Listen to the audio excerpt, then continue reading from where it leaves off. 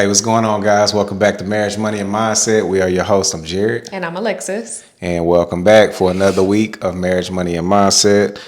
We come to you every week, Monday at 5 p.m. Every Monday at 5 p.m. we drop in new episodes. Today we're on episode 36 yes. of the channel.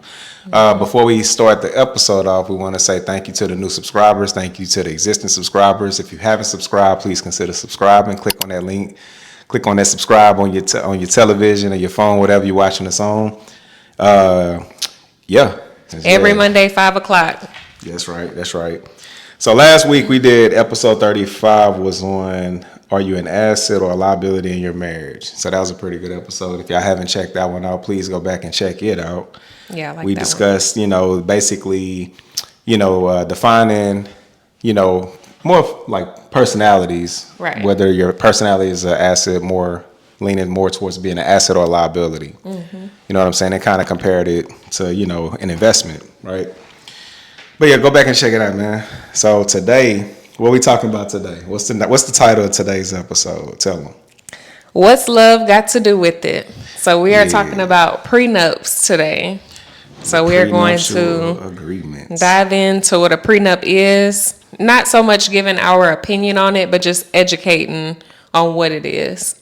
Yeah, it's just we want this to be an educational video for, marriages or people considering marriage. These are topics that come up sometimes, people that, may want to know how to go about potentially having a prenup involved in their marriage. So we just want to touch on, pros, cons of a prenuptial agreement, mm-hmm. and also just some common myths, about prenups. So that's pretty much what this is going to be about, a little controversy. Did I say it right? All right. So a prenuptial agreement or a prenup, it's a legal contract that's entered in by two people before they get married. So it outlines their assets, debts, and other financial matters and how they'll be handled in the event of divorce or death. Right. Okay, so yeah, you're going into the marriage, this is something you do prior to getting married, a legal contract, right? Mm-hmm. You're getting attorneys involved, you're getting maybe judges involved, I'm not sure. But, basically where, like she mentioned, you list your assets, debts, etc.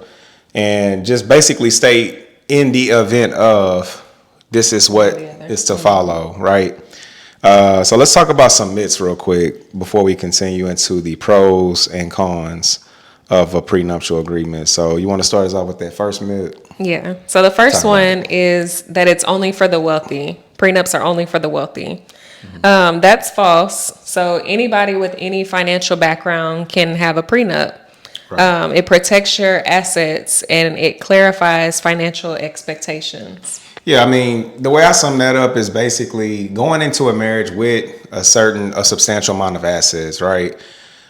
It depends on your situation. I know everybody's unique, but if let's just take the example of someone who has no assets, like they're literally starting at ground zero. They don't have a whole lot going. Yeah, both of them. Mm-hmm. What is a prenup going to suffice at that point? You don't have anything. Right. You know what I'm saying? Mm-hmm. So, it's just kind of one of them things. But to sum it up, it's not only for the wealthy, though. You don't have to be super wealthy to consider doing one of these, right? Right. All right. So the second myth is sign of distrust. So while discussing the prenup may be or seem like a lack of trust, it's more about financial planning and transparency, right? Mm-hmm. It's just ensuring both parties are on the same page about their financial future. So it's about planning together. Right. So it's not about having a plan B or an exit plan. Yeah. Some people may think that, but it's really to plan together. How do we want our assets split up whenever we either die or if the case of divorce? Yeah. It's not a thing that should make someone feel distrustful. I feel like, back to the operative word is transparency, right? Mm-hmm. If you or your significant other has a significant amount of wealth, let's say it was inherited wealth, right? Exactly. Well, if the family is saying that you have to abide by protecting our wealth by potentially having to do one of these, well, you have to be upfront with that, your significant other about that. Preferably in the very beginning stages of y'all dating. You know what I'm saying? Transparency, right? So what's the third myth? Talk to us about it. That third one is guaranteed protection. So just like you just hit on, both parties have to be in agreement. It's not foolproof. It can be challenged in court. So this is something new that I learned about it. If it's deemed unfair or incomplete, sorry, then they'll kick it out basically. Right. I mean, it's just something tangible that you have, that both parties can go to. If one party tries to contest, well, here it is. It's a legally binding contract. It's a tangible agreement that we have. So, but it can be amended. It can be, right. I mean, and it could be contested, but for the most part, I mean, when you have it set in stone, if y'all both signed and agreed to it, it's pretty much, that's going to suffice, And in a potential, if they have to go to court or something, and contest a prenup, whatever. But all right, so number 4, this is the 4th myth. So negatively impacts the marriage, right? So contrary to the popular belief, discussing a prenup does not have to harm your relationship. It can promote open communication about finances, leading to a stronger and more resilient marriage. So back to communication. We talk about communication, I don't know how many times on this channel. Communication and transparency. That's what marriage is all about, man. Right. For the most part, it's all about communication. But again, it's not to harm your relationship. It just all back to presentation. I think I touched on this before in the previous episode. How you present something to someone matters a lot. Like almost like first impressions. You only get one first impression. So how you present, if you're an individual who wants to have a prenuptial agreement, you have to come correct with that presentation, right? You know what I'm saying? This brings us back full circle to that last episode. Because remember, we kind of went back and forth of having a preparation presentation before giving it to your partner. Yeah, like basically, having a presentation, but also having a response to if you're presented with that, right? So just something to consider, you know what I'm saying? We got, let's see, 4 more? Yes. Yeah, let's keep it going. All right. 4 more myths. Let's keep it rolling. So the 5th myth is that it's only for divorce planning. So while prenups do address asset division in case of divorce, they can also include provisions for various aspects of the marriage, such as financial responsibilities. Yeah. So it's not, I think it gets a bad rap. A lot of people look at a prenup like, okay, let's go ahead and plan for this divorce. Yeah. Like that's going about it. That's a myth, by the way. That's not what you're doing a prenup for. It's not to plan for a divorce, but it gets a bad rap because a lot of people look at it from that perspective. Like, oh, why are you going? It's almost like you got one foot in the door, one foot out the door by having this prenuptial agreement. That's not the case. Again, it's just, a provision. You know what I'm saying? Because it's not only for. Well, think about people who are divorced. Do you think that they got married with the intention like, oh, one day I'm going to divorce this person? No, nobody gets married to get divorced. I always make this comment, like she doesn't know if I'm going to leave her, right? But she's basing it on her fate. He doesn't know if I'm going to leave him. Let me finish, dog. I was going to say it for you, you know what I'm saying? But that's what I was going to say. She took the words out of my mouth. I don't know if she's going to leave me, but my fate is what I rely on, right? Because all I have is my word. Like all she has is my word, and all I have is her word, right? So that's another thing. You can look at it from that perspective. Like you never really know what someone's agenda is going to ultimately be, but you have faith that their agenda is not to leave you, right? Yeah, so. But it's not for divorce planning, just to sum that up, right? So we have 3 more for y'all, 3 more myths, one-sided. Let's talk about that. So prenups are often portrayed as favoring one party over the other, but they should be fair and negotiated in good faith by both parties with the help of a legal counsel, right? Exactly. So it's not supposed to favor one over the other. Like, let's just think about it, guys. Okay, you meet somebody. Let's say they have a lot going on, a lot of, assets, they're super successful in comparison to you. And they just want to make sure that in the event wealth is protected. This is something maybe they inherited or they built, right?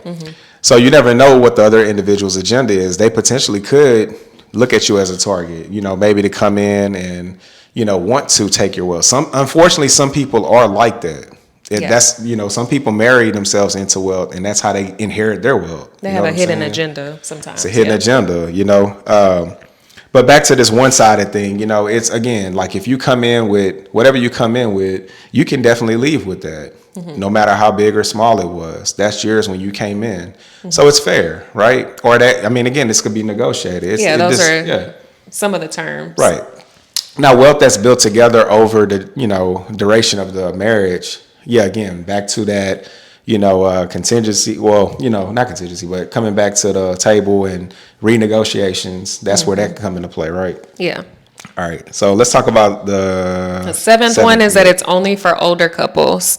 Right. So prenups are really for all age couples. Yeah. It's for those with significant assets, children from previous marriages, or business interests they want to protect.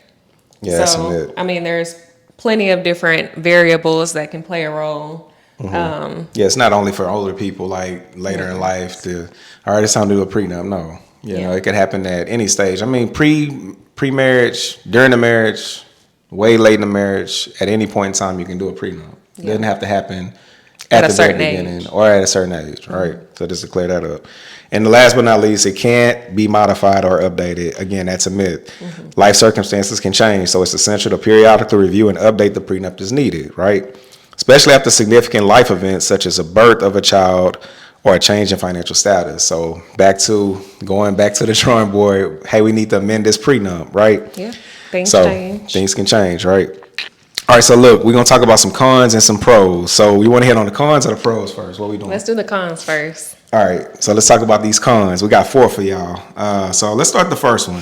First con of a prenup, it can create distrust. So discussing a prenup may imply a lack of trust in a relationship, leading to hurt feelings or strained dynamics, right? So that can be a con, right? Yeah.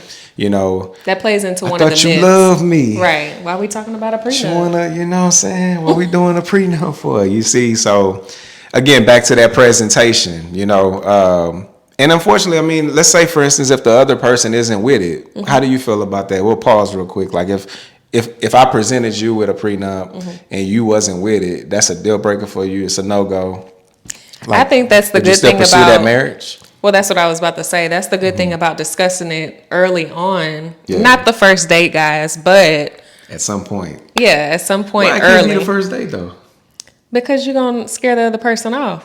That's not an appropriate conversation for the first date. All right, so if we get married, I want a prenup. Go. How do you feel about this?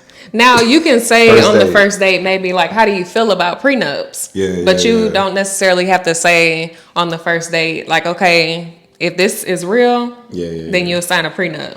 I guess when the conversation of marriage comes up, these are topics that can go along with that topic. Right. Right. This could be one. Right. Yeah. All right, let's keep it moving, man. So the second con, you want to talk about it? Yeah, it can be complex and costly. Yeah. So, I mean, there's plenty of different things that have to be done. Like we said earlier, getting legal counsel. Right. And then getting just all everything. The paperwork. Yeah. And, all time consuming and it costs money. Yeah, I mean, that can be a con, just getting all your ducks in a row, pursuing a prenup, right? Mm-hmm. All right, so the third con, not always enforceable. So prenups may be challenged in court if they are deemed unfair, incomplete, or signed under duress, potentially leading to legal battles, right? Yeah. Well, so that's funny. One con. Say again? That's funny. I mean, just reading it is funny to me. Back to what we mentioned earlier, it can be contested, right? Yeah. They can say whatever, I was under duress, I really wanted to marry this person and they forced me to sign it if that was the only way, whatever. But again, cons, right? Potentially another con. And so let's talk about the last one real fast. That last one is emotional implication. So it may create tension or conflict. And we kind of hit on that with the first one. Yeah. But back to presentation. Yeah. Yeah. If you might hurt my feelings or vice versa if we bring up a prenup. Right. You just got to know your partner, man. I mean, back to that dating phase. As you're dating, you're going to, realize if you can or can't, or how you should bring up this conversation if you are an individual wanting to pursue a prenuptial agreement in y'all's marriage, right? Well, before we move on, that fourth one kind of makes me think about like somebody else holding it over the other one's head. Like if we get into an argument and you'd be like, okay, well, going back to the example of if you presented me with one and I wasn't really down with it, if we get in an argument, for example, and you say, okay, well, I want out, I'm going to be thinking, okay, well, he's probably going to take everything, or I don't know. What you Well, think? I mean, again, it's emotionally, like Yeah. you can be affected in the event of having to actually execute that prenup. So that's what you're gonna probably immediately go back to thought, like your thought process is gonna go to that prenup in the event of. Yeah, that's what I meant. Yeah. So again, man, I mean, a prenup. Again, we talked about it's not like we talked about the what was myths. it, the myths. But I mean, this is a real con I think could potentially happen. Yeah. And with a prenup, you know what I'm saying? Because emotions are gonna get flagged, potentially. Yeah. Yeah, because y'all having to go to something that y'all didn't want to. It's almost like an end result thing, and now this is what we have to, execute on. So, but there are some pros. So let's talk about the four pros. So the first one is asset protection. So that can outline how assets are going to be divided, protecting marital assets or inheritance. Premarital assets. Okay. Yeah. So before the marriage. Back to what I mentioned earlier, if you're, what's the saying, born in the with the silver spoon in your mouth. They got another saying, but we're gonna keep it PG. But if you're born with a silver spoon in your mouth, you have inherited wealth from generations, and you find someone who is not as equal as you, but you really love this individual and you want them to be a part of you and your family, and you want to marry them. Sometimes, this may be that conversation. Hey, look, I have unfortunately inherited all this wealth. Unfortunately. And I have to protect it in order to, that's just something that I have to do in order to marry you, right? So that's just something, that's just a pro for that generational lineage for that family to be, keep expressed and keep it going, right? That's one pro. Okay, so we got three more. So the second one clarifies financial expectations. So discussing finances and assets before marriage can lead to better communication and alignment of financial goals, right?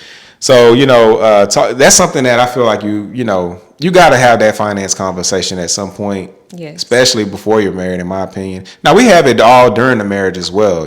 We're constantly updating and doing other what is it just reconfiguring out our strategies, right, that we're implementing for our future. But again, this kind of opens that door to discuss discuss finances and assets. Right. You know what I mean? You want to elaborate some on that? Yeah, like in the event of death, for example, because all of us have to die. We may not necessarily get divorced, but we will die. So that goes back to like wills, though. Not so much prenup. No, that's in here too. Okay, keep it going. Explain. Okay. Yeah. So what are we gonna do in the event of? What would you like to happen? What would you like to happen with your wealth, premarital wealth, and vice versa? So let's talk about it. I understand what you're saying. I got you. My apologies. All right. So the third pro. Go ahead. Before I cut you off, sorry. Yeah, sorry about that. You proceed. The will would be what do we want to do with our assets that we've accrued together, right? Okay. Yeah, I got you. Yeah. That's the difference. Yeah. I guess so. I mean, like maybe the prenup is for the premarital. But again, back to updating that prenup. Like if we already have one in place, as we accrue more wealth, then of course we can discuss amending that prenup. Like, okay, so we just purchased, I don't know, 100-unit apartment complex. So what we gonna do with this? Back to the prenup. What we gonna do with this in the event of, right? Do I get 50? You get 50 units? How we gonna do this? Yeah. Back to whatever y'all already have in place. It has to be discussed and has to be updated, because in the event of, if y'all have an asset that y'all haven't discussed what y'all gonna do with on that prenup, now we got a problem, right? All right. So third pro, talk about it. The third one is alimony and spousal support control.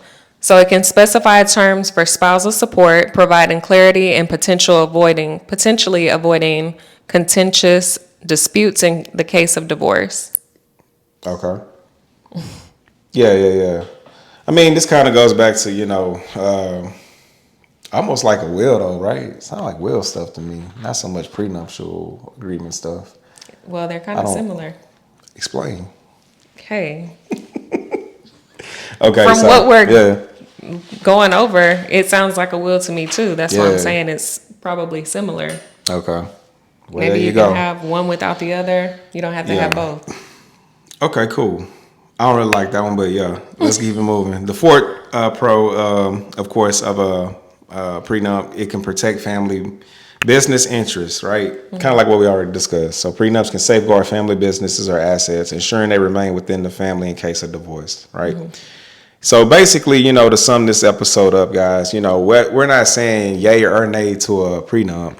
These are just things to consider in the event of, pursuing marriage, just a conversation that may need to be had. If you're an individual that has a substantial amount of wealth going into a marriage, then, this may be a conversation you maybe need to have with that significant other prior to marrying them, right? Because you don't want that to be something. I don't have a problem with prenups. Now, the people that do have them, cool. The people that don't have them, cool. It's all preference. You have to take these things in consideration going into a marriage. Like if you're going to build a lot of wealth together too, maybe consider a prenup during the marriage at some point. I don't know. That could potentially be something y'all consider doing too. Yeah. It So, reminds me of the movie Alimony, or was it Alimony or Acrimony? Tyler Perry.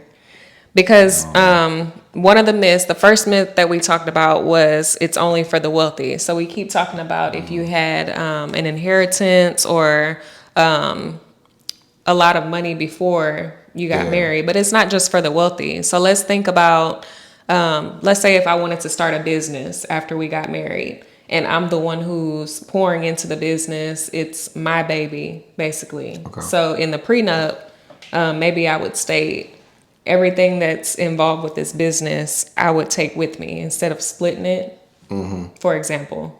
yeah. Okay. Back to, it's just one of them things, if both parties can't be civil or if they can't 100% agree upon the assets that they have prior to and during the marriage, Yeah. then of course maybe this is something they need to consider, doing. That way it's something that's tangible. It's it's something It's that black and white. Yeah. it's in black and white, and I would assume they at least agreed on that Right. because they both have to sign it, right?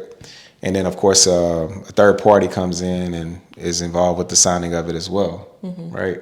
Yep. So yeah, guys. So that's just we just wanted to hit y'all with that prenup conversation.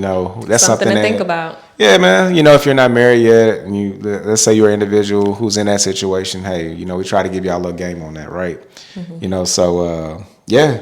Tell us Anything what y'all else? think in the comments. Yeah. Drop some comments. So, do you feel like a prenup is a good thing or a bad thing? Or What are your thoughts What are your around it? thoughts? Let's talk about it. Send us some comments below. Yeah. Let's have a conversation. Yeah, man. Okay. Well, we're going to get on out of here this week, man. We're going to catch y'all next week. Y'all take care until then. Y'all have a good week. Peace.